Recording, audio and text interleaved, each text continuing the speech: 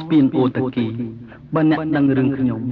សូមជួយលាក់ផងកុំប្រាប់អ្នកណាឲ្យសោះ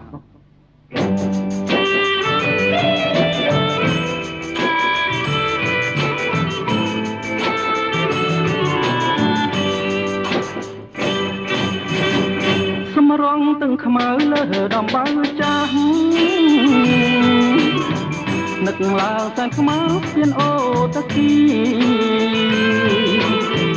កាលបងអូនសាងក្បូនជីវីកាលបងនឹងអូនសាងក្បូនជីវីក្រំដើមគគីក្នុងខ្ទមទុរគុណ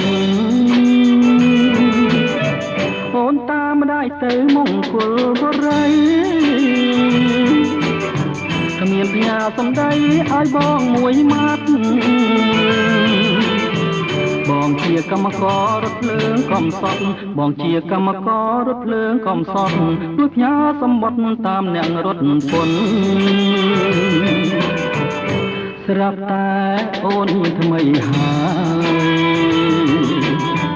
ជីវិតខ្ញុំមកហើយទុកស្នេហ៍សែនធ្ងន់ម្ដាយអូនជេរផ្ញើតាមអ្នករុនពន្ធម្ដាយអូនជេរផ្ញើតាមអ្នករុនពន្ធមើងងាយរិះគន់ថាបងក្រខ្លាំងស្ពានអូតាគីស្ពានអូតាកា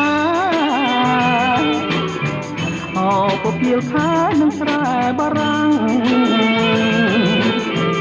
បើដឹងរឿងខ្ញុំសូមជួយបិទបាំងបើដឹងរឿងខ្ញុំសូមជួយបិទបាំងធ្វើជារនាំងបាំងស្នេហ៍នេះផង